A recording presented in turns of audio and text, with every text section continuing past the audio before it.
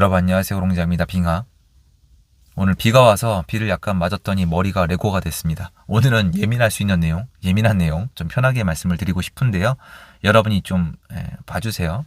그리고 제가 얼마 전에 대전에서 오프라인 전용 특강을 했는데 오셨던 분이 서울에서 한 번 더, 그리고 마침 또 문의들도 주셔가지고 서울에서 대선 전에 오프라인 전용 특강을 하기로 오늘 결정을 했어요. 날짜는 지금 연휴가 길어서 5월 21일 수요일날 오후에 하기로 했고, 자세한 내용이나 접수는 아래 링크를 통해서 확인을 부탁드릴게요. 제 긴 연휴라고 했잖아요. 전 세상에는 공짜가 없다라고 믿어요. 실제로 좀 그렇습니다. 이 연휴가 예를 들어서 대체 휴일도 자연스러워졌고, 연차도 편하게 쓰고 길게 가고, 또 그때 해외여행도 가고, 이렇게 세상이 좋아진 게 기업이든 국가든 누군가는 대가를 좀 치렀다고 생각을 해요. 눈에 안 보여서 그렇죠. 자, 그런데 이런 공짜는 없다, 이런 논리를 기반으로 오늘 얘기를 진행을 할 건데, 사람들이 지금 제가 봤을 땐 약간 엉뚱하기도 한데 엄청나게 쓸데없을 수도 있는데 걱정을 하고 있는 게 있어요. 뭐냐면은 부동산 세금이에요. 이재명 후보가 대통령이 되면은 부동산 세금으로 1년에 좋은 집 갖고 있으면은 몇 천에서 몇 억, 이거 다 뺏길 거다, 나중에 집까지 뺏길 거다, 이 얘기가 실제로 많아요. 지금 기본 2, 3%다. 그런데 이제 제가 아까 말씀드렸지만 세상에 공짜는 없거든요. 이재명 후보님이 지금 얘기 안 하는 것 중에 하나가 뭐냐면은, 그러니까 이런 것들 좀 예민하게 받아들여질까봐 걱정인데, 부동산 세금 얘기를 안 하세요. 부동산 얘기도 하고 세금 얘기도 부분적으로 하는데, 부동산 세금 얘기는 지금 아끼고 있죠. 왜 그러냐? 문재인 정권 때 많은 부작용을 낳기도 했고, 그리고 문재인 정권이 부동산 때문에 정권이 변했다는 게 일반적인 얘기이기 때문일 거예요. 이것까지 고려를 하고 있는지는 저도 모르겠지만, 윤석열 정권 때는 참 제가 이걸 뭘 고려하고 있는 건지 몰랐었는데, 이것도 일단 제 생각이에요. 두고 봐야 되겠죠. 그럼 만약에 세금을 많이 걷는다고 쳐봐요. 근데 세금을 많이 거둘 거였으면은 지금 벌써 얘기가 나와야 돼요. 왜냐면 이게 보통 어려운 문제가 아니거든요. 법을 바꿔야 되고 국민들의 어떤 반응도 봐야 되는데, 지금 1차적인 문제는 세금 이전에 부동산 공급이 부족해요. 그리고 이재명 후보님도 이거를 인정을 하셨어요. 부동산 공급이 부족하니까 4기 신도시, 재개발, 재건축, 그리고 공공으로 이제 짓는 거 엄청나게 때려 짓겠다고 얘기를 해서 경기도지사님이 그렇게까지 필요 없다는 얘기를 했을 정도로 많이 짓겠다는 얘기를 하고 있어요. 그럼 부동산 공급이 부족하잖아요. 그럼 공공으로 지으면 세금이 필요해요. 그리고 재개발, 재건축을 한다고 해도 아무튼 돈은 들어가는데 어디서 돈이 오냐의 차이예요. 자, 그런데 세금을 많이 거두면 어떤 문제가 발생하냐면은, 이거를 제가 얘기하기 시작한 지가 지금 수년이 지났는데 받아들여지지 않죠. 왜냐면 최근에 3년 동안에 이게 안 보였거든요. 세금은 전가돼요. 이거는 제가 정말 댓글 좀 부탁드리는데, 이거는요 제가 왜 이렇게 떠드냐면은 선진국에서 입증이 된 거예요. 선진국에서 주장하는 게 아니라 입증이 끝났다고요. 논문들을 통해서 세금은 전가돼요. 위에서 아래로. 그래서 전 가끔 질문을 해요.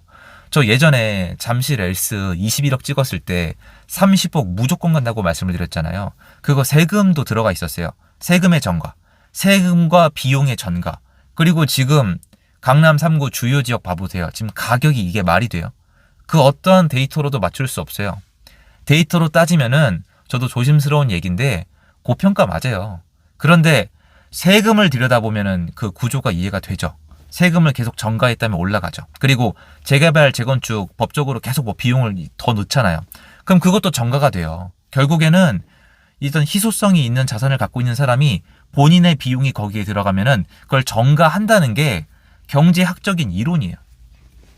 자, 그러면 이재명 후보님이 대통령이 돼서 만약에 사람들이 걱정하는 것처럼 보유세를 올리고 부동산에 세금을 막 때린다. 그럼 어떻게 되겠어요?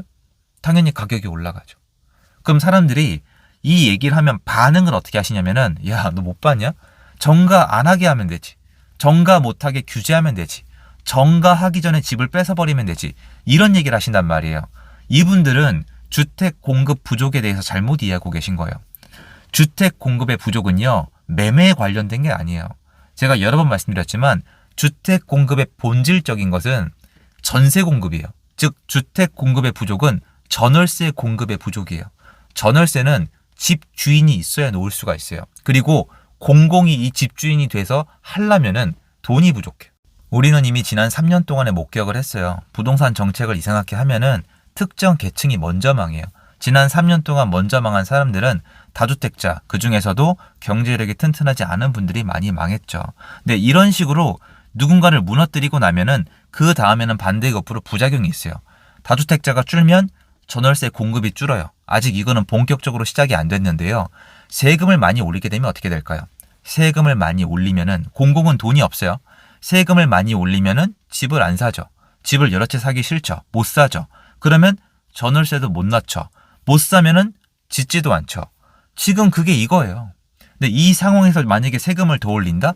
그럼 하나 더해지는 거예요. 잘 생각을 해보세요. 새로운 집이 안 지어져요. 전월세가 부족해요. 공공이 임대하기에는 공공의 돈이 부족해요. 공공의 돈이 충분했으면 여러분 이미 했겠죠. 지금 공공임대 공급 제대로 안 되고 있습니다. 성적표 매우 안 좋아요. 왜냐? 시장이 안 도니까요. 공공임대도 결국엔 민간이 같이 들어가야 되는데 민간을 죽이면서 발표를 공공이 하겠다고 하니까 앞뒤가 하나도 안 맞죠. 이쪽 일 하시는 분들은 윤석열 정권 일하는 동안에 무슨 개념이 있는가 이 생각밖에 안 했어요. 뭐 하자는 거지? 민간은 죽이면서 공급은 하겠다? 민간은 죽이면서 공공이 하겠다? 말이 안 돼요. LHSH는 집을 짓는 시공사가 아니에요. 시행사란 말이에요. 그럼 시공사를 살려줘야 될 거 아니에요. 근데 시공사 어떻게 했죠? 원희룡 장관님? 그렇게 예쁘게 보지 않으셨잖아요. 이런 것처럼 맞물려 들어가지 않는단 말이에요. 자, 공급이 안 돼요. 점점 아파트가 부족해져요. 기존 아파트는 낡아가요. 주요 입지의 아파트는 더 귀해져요. 이 상태에서 지금 거의 여기까지 왔어요, 이미. 그러니까 이미 양극화가 비싼 아파트는 아예 말도 안 되게 비싸고 어려운 아파트는 계속 어려워지는 거 이미 느끼고 계시죠? 이게 예상 전망이 아니라 이미 일어나고 있는데 여기서 만약에 다음 대통령이 세금을 더 때린다?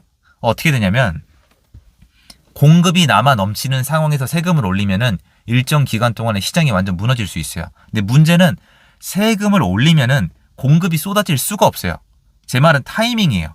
공급을 먼저 때려놓고 한국은 아파트니까 공급이 막 이루어질 때 세금을 미친 듯이 올리는 걸 얘기하는 건데 그게 아니라 세금을 미친 듯이 올리면 일단 공급이 줄어요. 안 되거나 이미 줄었죠. 근데 지금 그게 완성된 상황에서 세금을 더 올리게 되면은 희소성을 갖춘 이 집 있죠. 이 집주인들. 이 집주인들은 지난 3년 동안에 무너진 그 사람들이 아니에요. 이미 다 알아요. 포지션 잡았고 대출 최소화시키거나 대출 심지어 안 끼고 전세 놓을 생각도 안 갖고 실입주할 생각을 가지고 있는 상태에서 똘똘한 한 채 포지션 세팅을 했단 말이에요. 팩트잖아요. 그러니까 가격을 보세요. 여기서 세금을 때려 맞으면은 훨씬 더 빠른 속도로 세금의 정가를 시켜요. 누구한테? 다음 사람한테. 그 구조가 완성이 된다니까요. 그러면은 지금 똘똘한 한 채 있죠. 더 올라가요. 강남은 아마 평당 한 3억 갈 겁니다. 저 강남 평당 1억 얘기했을 때 미친 사람 얘기하셨잖아요. 아리파 기억 안 나세요? 지금 1억은 얘기해도 우습죠. 이제 2억이에요. 잠실은 30억이고요. 이거 그냥 이루어진 거 아니에요.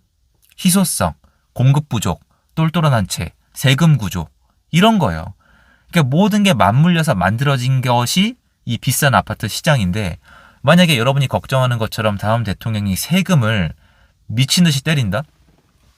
그러면 이미 포지션 잡은 분들은 수혜자예요. 그러면 누가 무너질까요? 맞아요. 집은 가지고 있는데 또는 어설프게 많이 가지고 있는데 이 세금 낼 돈이 없는 분들, 이분들은 또 무너지겠죠. 그러면 또 아쉽지만 이분들이 가지고 있는 아파트는 급매들이 계속 나오면서 가격이 한동안 힘을 못 쓰겠죠. 자, 그런데 침착하게 생각을 해봅시다. 세금을 지금 갑자기 미친 듯이 올렸다고 쳐요. 그러면 누가 버티고 누가 무너질까요? 이거라니까요. 세금을 올리면 올릴수록 서민이 왜 어려워지는지 알아요? 서민분들은 이 하단에 전월세로 살아야 돼요. 그러면 전월세를 놓는 사람들은 누구겠어요? 그나마 집을 가지고 버티면서 이 세금을 전가하는 사람들이죠. 그래서 마지막으로 말씀드리고 싶은 게 이거예요. 월세는 왜 이렇게 올랐을까요? 이것도 전가된 거예요. 사회적 구조가 그래요. 우리는 갑자기 시스템을 바꾸면서 희생되는 사람만 봐요. 아, 쟤네가 망한다. 잘 됐다. 쟤네가 금매를 던진다. 이제 저기는 못 간다. 안 그래요. 강남 3구랑 주요 입지도 22년도 하반기에 무너지면서 사람들이 이제 끝났다 그랬어요. 다 찾아보세요. 여러분 그분들 둔촌주공 받으면 폐가 망신한다고 했던 그분들 있잖아요. 아이고 설명이라도 한마디 해주세요. 아니잖아요. 다 전가돼요. 이게 바뀌면서 이 일정 기간 동안에 망하는 사람들 가지고 우리가 우아우아할 필요가 없어요. 왜냐면 우리가 포함된 건 이 전반적인 시장이거든요. 그래서 다음 대통령이 세금 미친 듯이 올리는 거 가능해요. 가능한데 지금 얘기를 안 하고 있죠. 생각이 있다면 잘 안 할 거예요. 왜냐면 위험하니까. 그리고 이걸로 집값을 때려잡을 수가 없어요. 때려잡고 싶으면 먼저 공급을 폭발적으로 늘린 다음에 입주 시기에 올려야 돼요. 그것도 좋은 방법이 아니지만 지금 그거 안 돼요. 공급 이제 공급 부족에 대해서 디펜스를 해야 돼요. 그게 세금 올리는 건 아니에요. 그래서 저는 만약에 시장 구조에 대한 이해가 있는 분이라면 그쪽으로 할 거란 생각은 안 해요. 공급으로 때려잡을 거예요. 그리고 정치적 색깔이 있다면 공급을 민간에서 하냐 공공에서 하냐예요.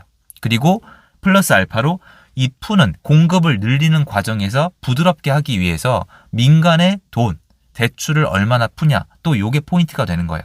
나머지 규제는 안 중요하다는 건 아닌데 이미 규제가 꽤 돼 있어요. 토호제 돼 있잖아요. 여기서 뭐 조정을 하던 토호제를 넓히던 이게 시장을 갑자기 뒤집을 정도는 아니거든요.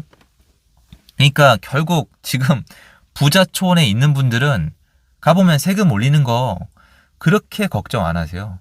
그러니까 이게 약간 그 하단?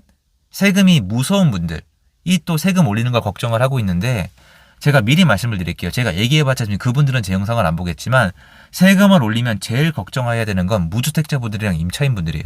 진짜예요.